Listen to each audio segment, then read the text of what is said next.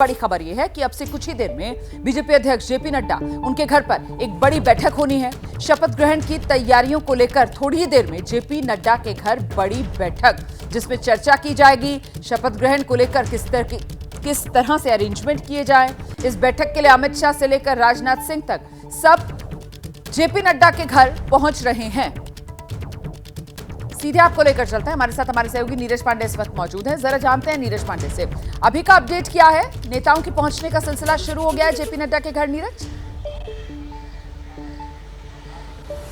बिल्कुल रोमाना, जो जैसा खबर हमने बताई थी वैसा ही है। गृह मंत्री अमित शाह, राजनाथ सिंह इस समय जेपी नड्डा के आवास पर हैं। तीनों बड़े नेताओं की बैठक चल रही है और कल ही हमने ये खबर दिखाई थी और चलाई भी थी कि तीनों नेताओं की एक कमेटी बनाई गई है और तीनों नेताओं को अधिकृत किया गया है कि जो दूसरे राजनीतिक दल हैं उनसे बात करें, उन क्या स्वरूप होगा उसके लिए उनको अधिकृत किया गया है।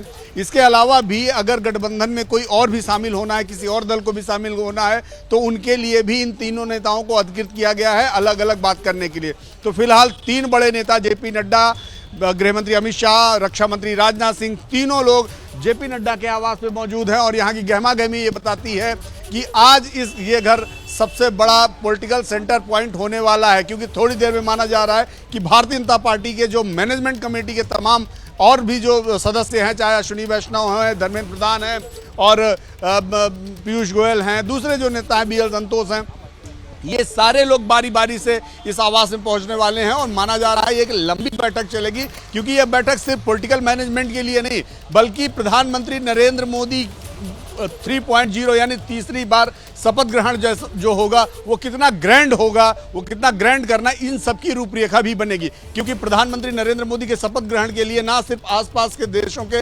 राष्ट्राध्यक्षों को बुलाया गया है, करीब 100 से ज़्यादा देशों के डिप्लोमेट्स को आमंत्रित किया गया है, करीब 150 से 200 जो उद्योगपति हैं, देश भर के नामी उद्योगपति, उनको इनवाइट किया गया, सेलिब्रिटीज़ को इनवाइट किया गया है, स्पोर्ट्स पर्सन्स को इनवाइट किया गया।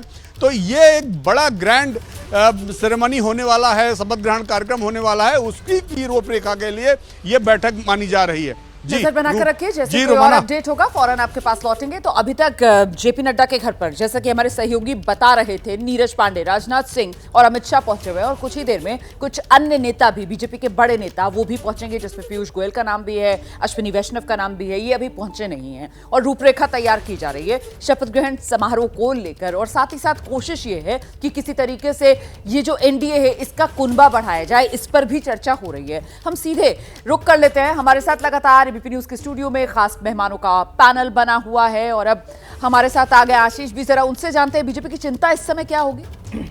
देखिए, बीजेपी की सबसे बड़ी जो चिंता है वो एकदम, चाहे आप नरेंद्र मोदी लीजिए, चाहे अमित शाह लीजिए, या और एक दो लोगों का जो नाम आप गिना रहे थे, ये वो नेता है जिन्होंने गठबंधन की सरकार नहीं चलाई है अभी तक, चाहे वो अपने स्टेट में या वो अटल जी के बाद की दूसरी पीढ़ी की बात कह सकते हैं, उसमें एक के दो के लोग हैं, नितिन गडकरी जी वगैरह।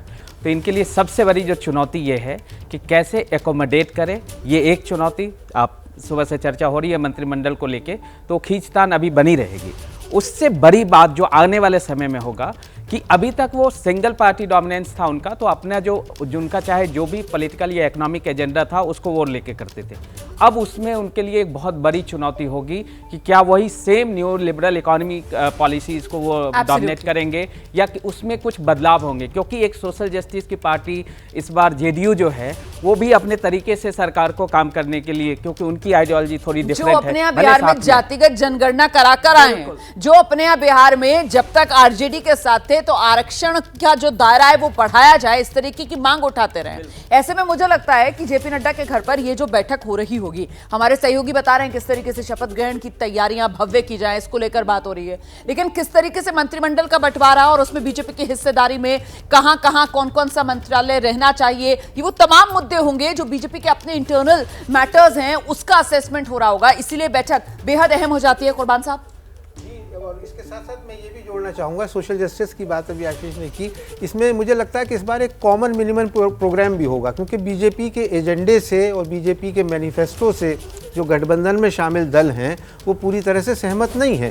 ख़ास करके सेक्युलरिज्म का सवाल है, या जाति जनगणना का सवाल है, सोशल जस्टिस का सवाल है, पिछड़ों को आरक्षण का सवाल है।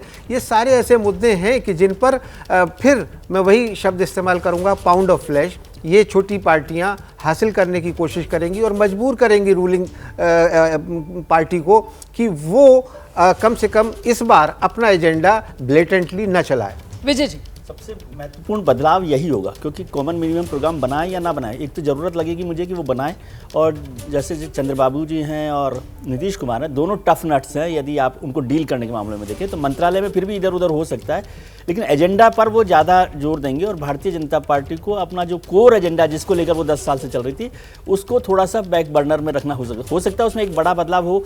एक देश एक चुनाव का जो मसला है, यूसीसी के एग्जीक्यूशन का मसला है, जातिगत आरक्षण पर किस तरह से वो बिहेव करेगी। आंध्र प्रदेश में वो 4% मुस्लिम रिजर्वेशन की बात करने वाले चंद्रबाबू नायडू हैं, तो उसमें जो ओबीसी आरक्षण पे पूरा चुनाव आपने देखा होगा किस तरह से मुसलमानों को लेकर लड़ा गया। तो ये सारे बड़े बदलाव और इन सब पर भी चर्चा इस नेगोशिएशन के दौरान होगी। मंत्रालय तो बिल्कुल, बहुत से ऐसे मुद्दे जो मैनिफेस्टो में मुखर तरीके से उठाए गए थे और चुनावी रैलियों में भी सुनाई पड़े, वो अब बहुत मुमकिन है कि ठंडे बस्ते में डाल दिए जाएं, क्योंकि गठबंधन धर्म निभाना होगा।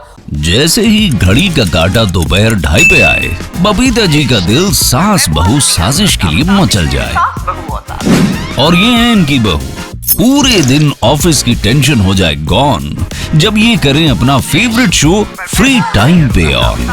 इनकी तरह आप भी देखिए अपना फेवरेट शो अपने टाइम पर और डाउनलोड कीजिए एबीपी लाइव ऐप अपने स्मार्ट टीवी पर।